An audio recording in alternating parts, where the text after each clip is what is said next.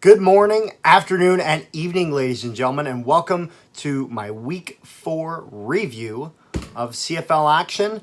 Make sure you like, share, and subscribe if you haven't already, and comment down below your thoughts on the games I'm about to review. So without further ado, we're going to go into our first game, which is Hamilton versus Montreal. Not the Edmonton versus Toronto game, obviously, so because that was postponed. So Hamilton versus Montreal. Okay, Hamilton's on their feet. Hamilton,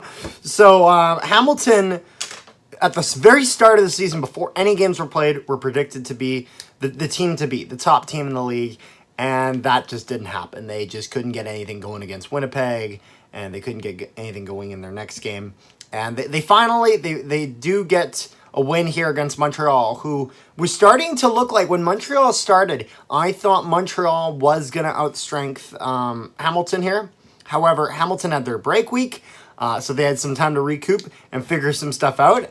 And it looks like they have, in a way, at least, as they get a 27-10 victory over the Montreal Alouettes, with Stephen Dunbar Jr. having his first CFL game and his first CFL touchdown catch. What a great game. Congratulations to Stephen Dunbar Jr. What a great game for him.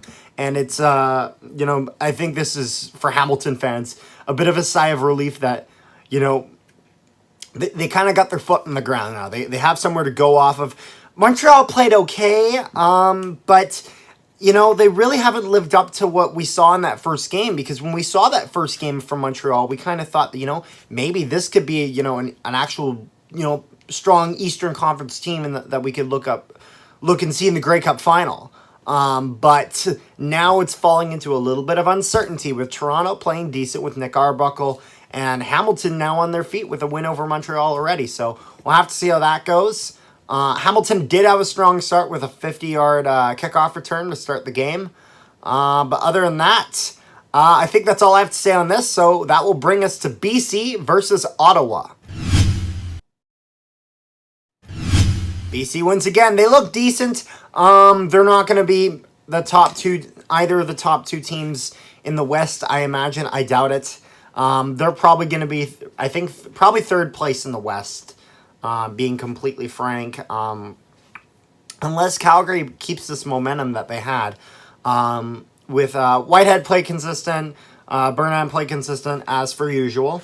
It was just interesting. It was a 12-6 game for BC going into halftime. They had their one touchdown with two field goals, but they missed the convert on their touchdown, so that would give them the 12 points, and then 2 field goals for Ottawa. And then Camacho played overall pretty decent for BC. Obviously, he missed the convert earlier, which is disappointing, because it's a gimme point. You know what I mean? It's not a point that it's not something you should miss, but at least he's hitting he's hitting those field goals, which are worth a lot more, obviously. Ottawa, whole game, no touchdowns. They only held them to field goals. The Redblacks got to play consistent. They need their offense to be running better than it is right now, because Nichols can only do so much. You have to build a fort around him with some solid receivers, some solid running backs who can run the ball, so that way, your game isn't as predictable. But they just don't have those pieces there. So Ottawa's got a bit of work to do probably in this next offseason. Get some players, get some good stuff in the draft. And that'll bring us to our next game. Sorry, if I haven't said it, that was a 24-12 game for BC. If I didn't mention it, I think I did, but I'm not sure. Just saying it now. And then I'll bring us to our last game, Calgary versus Winnipeg. This game was stressful. You know what? As much as it was an enjoyable game, I mean, any game in the stadium is pretty much enjoyable for the most part. We won, but Winnipeg, you have this problem. We have this problem. Why do we need to make the other team look good every game? Like, yes, we won, but we need a game where we need to look like the clear dominant team. That's not how we look this game. We went down into a kicking showdown, which I thought we were going to be screwed in because our kicker has been all season. I found out later, thank you to those who commented on my game reaction, that our punter was actually kicking later in that game, and he seemed to be doing pretty all right. Maybe we should just roll with that. Harris is back, thank goodness.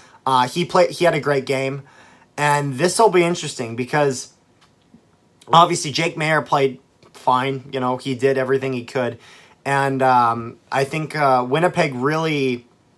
We got to figure out the throwing game because we no incomplete passes the entire first half. Not a single hand swatted out of the air the first half of the game. That is unacceptable. And going into this game against Saskatchewan in the Labor Day Classic and then obviously the Banjo Bowl following it, we need to know how to do that. That's essential.